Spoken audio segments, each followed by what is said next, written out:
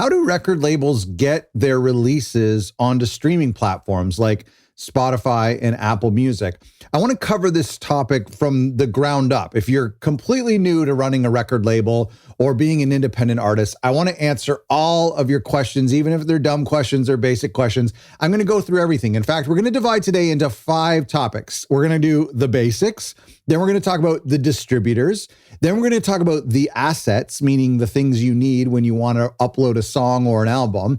Then we're going to talk about the money. That's uncomfortable. And then the playlists. Let's dive in. The basics are these streaming sites that we know as Spotify and Apple Music and Tidal and Amazon Music and perhaps even YouTube as well. And there's thousands and millions others all over the globe, ones we've never heard of that have millions of listeners. And this is where people pay a monthly membership or maybe just a free membership with ads, and they can have access to all the music that's ever been released, and they can listen to it all the time, assuming that they pay their membership. There's also like traditional digital downloads going all the way back to iTunes, where it was 99 cents for one song. They'd pay that, and then they would get that MP3 and they would essentially own it forever, sort of. We still have that in the way of Bandcamp. You go to Bandcamp, you spend $5 or $10 and you buy a digital album, you download it to your computer, and those files are yours forever. Other ways you can stream music is SoundCloud in various different ways. There's also the non-interactive streaming, which means that music fans don't have a choice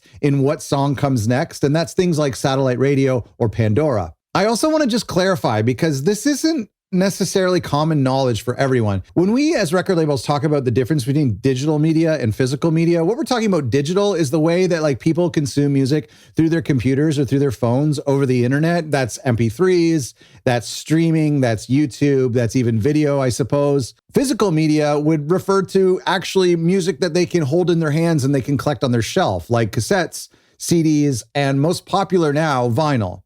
That's what I mean when I talk about the difference between physical media and digital media. We'll talk about more of this in a second, but I do think that it's healthy for any record label business to have both models, to have a piece of the pie that is digital, that's streaming like Spotify, and then digital files like Bandcamp, but also to have a piece of the pie that is physical media, because fans like both. I think a great record label is the hybrid of both, where you have the convenience and the affordability and the accessibility of digital, but then you have that kind of intimate ritual of taking out a giant record, putting it on the turntable, smelling the paper, dropping the needle, sitting down, having a cup of coffee and listening to the record. I think you should allow your fans to experience both ways. But today, we're talking about digital. Now's a good time to mention that our sponsor for today's video actually has a lot more to do with the physical world, and that's Hellbender Vinyl. Thank you to them for sponsoring our episode and making sure that we can get information out to people. And I highly recommend, once you've figured out the digital space, to consider pressing vinyl and hook up with Hellbender Vinyl by going to hellbendervinyl.com. They are label owners, they're artists, they're independent people, and they're the best option for people who want to press vinyl, especially people who are pressing vinyl for the very first time. They'll hold your hand through the whole process. They're great people. Go to hellbendervinyl.com, and thanks to them. The distributors. You might have heard this funny term called aggregators. That's basically like a company that will take all of your songs and your album covers, and then they'll send them to all of the streaming platforms and even new streaming platforms that come up in the next couple of years. They're called digital distributors. Examples are like Symphonic, DistroKid, Amuse, CD Baby. Now, let me answer this question I know you have in the back of your mind, which is, can't I just do this myself? Can I upload directly to Spotify? I don't want to use these third-party aggregators. I want to keep all the money myself and save money and be a distributor. Unfortunately, you can't. I mean, maybe for a certain amount of money, you could buy like a third-party white label software, and it's not really worth it. But to actually directly upload to Spotify, they allowed it for like 1 minute. They were testing it out. It didn't really make sense, because if you uploaded directly to Spotify, that didn't solve your problem of uploading your music also to Apple Music, which would make sense that you as an artist or a record label to get your music out to as many platforms as possible, not just Spotify. And so for some reason, Spotify tested that and quickly got rid of it. So there is no way for you as an artist or record label to directly upload your music to one or all of these platforms to be your own digital distributor. You need to use this middle person, someone like CD Baby or DistroKid. They operate on 2 different business models. The traditional business model is CD Baby model, where you pay per upload that you use. meaning you pay per album. So it's something like $35 to upload an album, or maybe $9.99 to upload a single. I don't know if they've changed their pricing. They often have sales. The interesting thing about this model is, yes, it's a big upfront fee and you pay per release. Theoretically, though, and it's been the case, is that those releases are up there forever. You don't have to pay an annual fee to keep those up there. Those albums are online for fans to enjoy for the rest of your life, and even beyond your life. If you die, those albums will stay up there unless somebody requests to take them down. Whereas the other business model, ironically created by DistroKid, the founder of DistroKid was also the founder of CD Baby. So he kind of invented both models, I believe. I could be wrong, but I think that's true. It's weird. But the newer model that happened around 10 or 15 years ago was this subscription model, where an artist or label would pay something like $8 or $9 a month, or $100 to $200 a year, depending how many features they wanted. And they could upload an infinite amount of music. There was no limit to how much they could upload, how many albums. It was basically unlimited. But in order to keep those albums live on the streaming platforms, they had to continue to pay their membership. So that means if you had an album that wasn't making any money anymore and you're paying like $100 a year and you only have that one release, it just doesn't make any financial sense. And so you decide to cancel your membership. Then eventually that album disappears from streaming platforms, and then your one or two fans are like, hey, where'd that album go? I was listening to it. So it's kind of a problematic business model. I don't love that business model. And also the fact of the matter is like, you could be uploading infinite amounts of music, sure, but maybe you're uploading 10 albums. And if those are online for 10 or 20 years, you could end up paying thousands of dollars to keep those albums up. Whereas the CD Baby model, which isn't very popular anymore, you don't see it very often, although CD Baby still operates this way, you just pay that one-time fee. And so yeah, $35 plus a barcode fee plus tax is a little bit intimidating, and it limits how much music you upload, but it's a one-time fee. It doesn't grow over time. I see benefits to both. I will say this. When I started this channel about 7 or 8 years ago, there was this rumor going around that about 20,000 songs per day were uploaded to Spotify. That's an insane number. Fast forward 8 years, and the rumor is that it's over 100,000 songs per day. Now, whether that's an old wives' tale or it's just a made-up number, I don't really know, but I believe it because the popularity of platforms like Symphonic and DistroKid, where you pay a monthly fee, then you can upload anything. You can fart into a microphone and upload that song as an album instantly, has made distribution more accessible to everyone, which is a good thing. Democratizing music is fine, but it makes that 100,000 songs per day believable, because what's stopping people from uploading as much as they want? So I see both sides. How do you pick a distributor? I can't tell you that. I've used some great ones. I've used pretty much all of them at one point. They're all kind of fine. Just look at their pricing, look what features they offer. By the way, you'll notice that some of them have kind of like a higher tier. It's like a partner program where you have to be like a proven artist that's made some money, or a record label with a big catalog. And then you get like a more favorable rate. You maybe get some extra services, like they'll pitch your music to streaming platforms. It's hard to get into these programs. If you don't have a track record or lots of different albums in your catalog as a record label, if you're brand new, you're probably not going to be accepted into these programs. They're application only. The reason is that they don't want to waste their resources of pitching your music if your music hasn't proven itself yet. If you're an artist and you don't have an album yet, you can't prove that you're going to help make the money, because they're taking a cut from the money you make, and they're offering you like special customer service and like pitching to playlists. So it's very hard to get into those programs. You have to prove yourself. Just so you don't use a sketchy distributor and you just want to vet them, Spotify has a list of preferred partners. Just Google Spotify preferred distributors, and you'll see a link to their page where they list like all of the distributors that they kind of are friends with and that they trust. One other note is the difference between UPCs or barcodes and ISRCs. So a UPC is a unique product code. Every product in the world gets its own UPC, its own barcode, whether you're a cereal box, you're a pair of shoes, you're a vinyl record, or a digital album, or even just a single. It's a product, it's being released to the world, therefore it needs its own barcode. It doesn't necessarily need to have the black lines. That's just the graphical version of the 10 or 11-digit numbers. It just needs to have that unique product code. On the other hand, you have an ISRC, which stands for International Standard Recording Code. So every track that's released gets its own individual code. That code is made up of numbers and letters. It's really long and hard to memorize. So let me explain how this works. If you release a 10-song album, that album gets one UPC, one barcode. But each song on that 10-song album gets its own International Standard Recording Code, ISRC. So a 10-song album would have one barcode, one UPC, and it would have 10 ISRCs. Now, here's where it gets funny. If you release just a single, just one song, no album, no EP, it's just one single, that is considered a product. It's considered a release.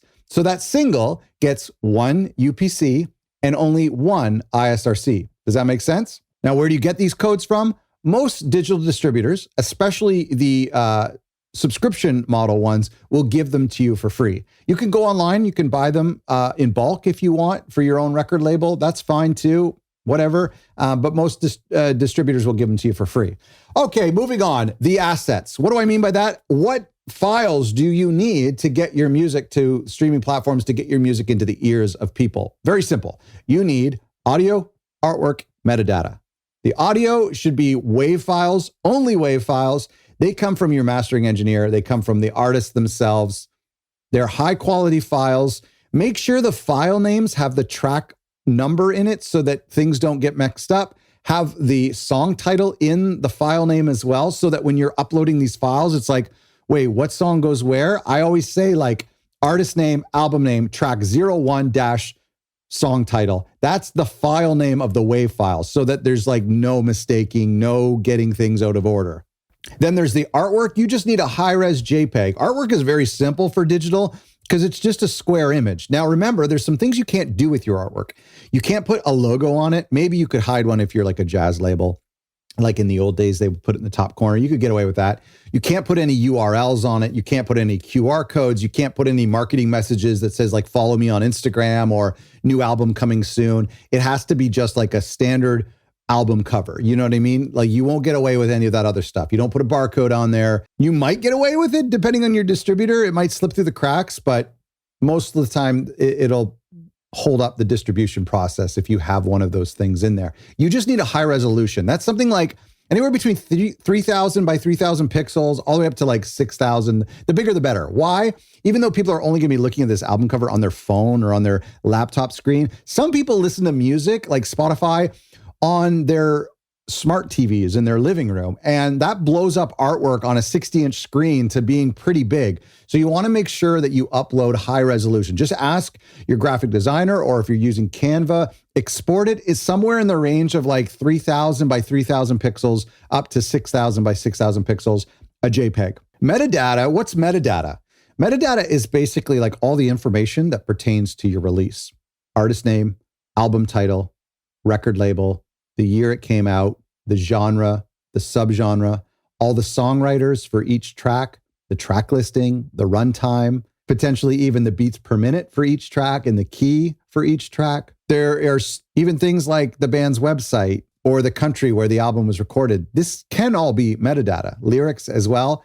Have like a Google Doc that contains all of the information pertaining to this release so that when you are uploading all this information to your digital distributor, when they ask for lyrics, you have them on hand. When they ask for songwriters for each song, you have it on hand. This is called metadata.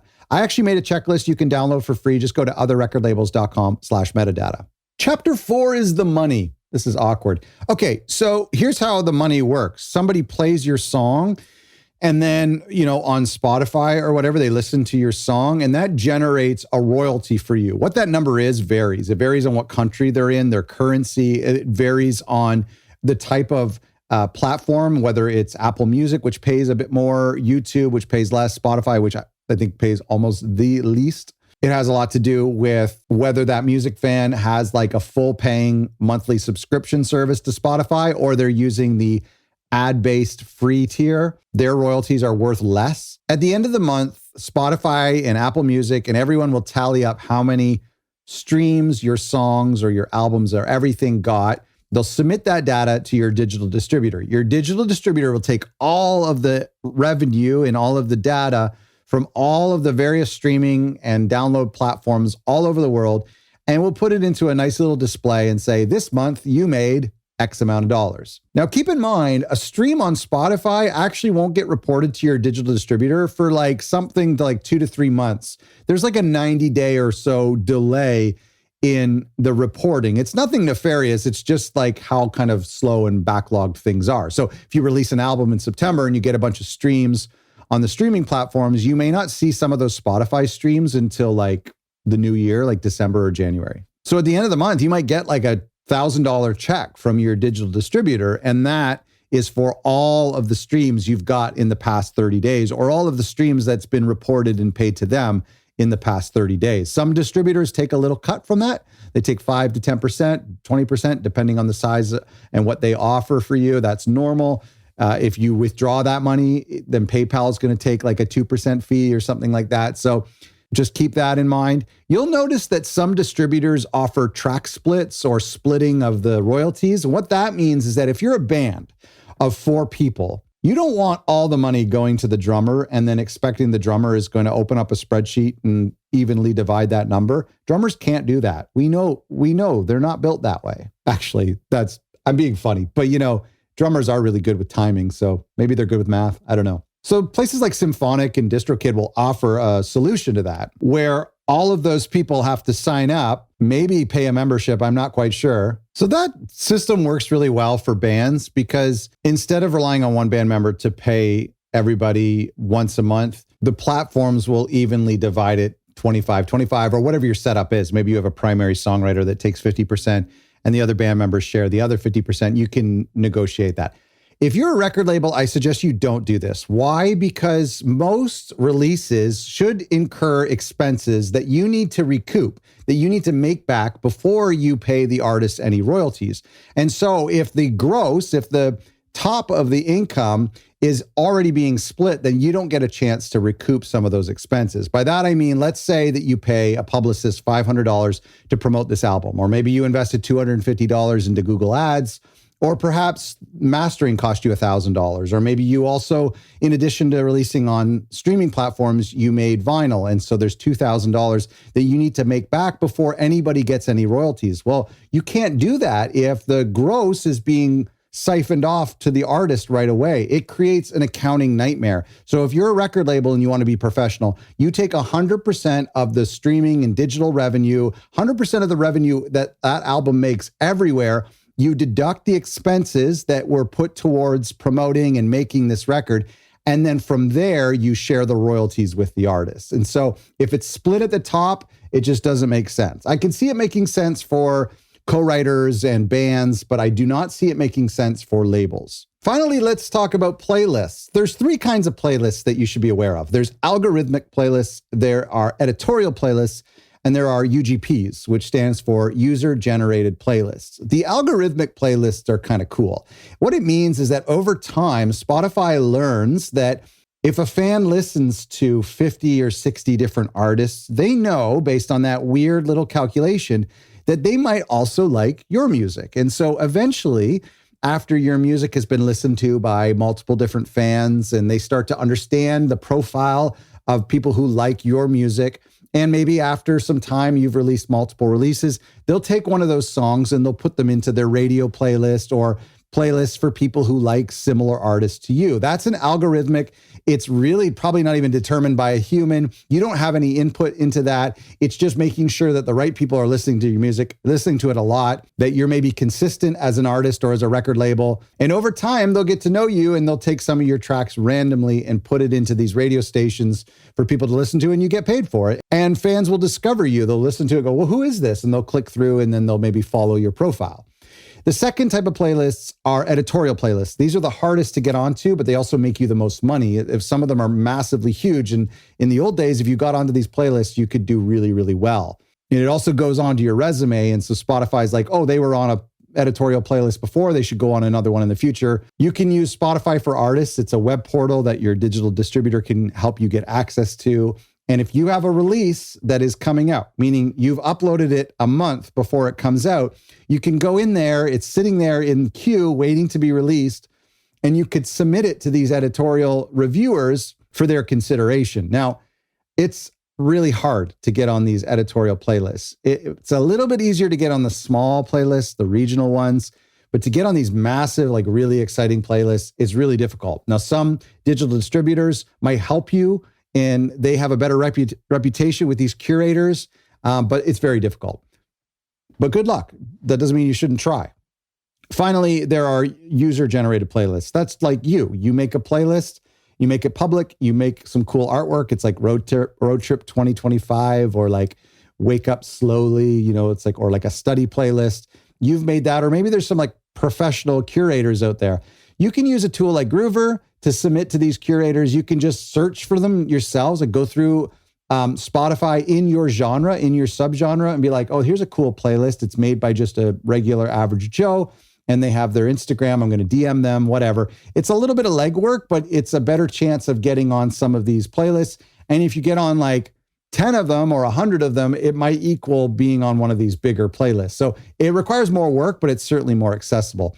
That's the world of streaming. There's a lot more we didn't cover, but these are some of the questions I've been asked over the years by people who are starting a record label and are kind of new to the industry. And so I wanted to cover that, and I hope you found it helpful. Thanks again to our sponsor, Hellbender Vinyl. After you've conquered the world of digital, it's now time to conquer the world of physical. And I think it makes a lot of sense. I think a healthy record label does both and provides multiple ways for music fans to enjoy our music. If you want more resources on streaming, go to otherrecordlabels.com/streaming. I hope you found this helpful. Thanks for watching.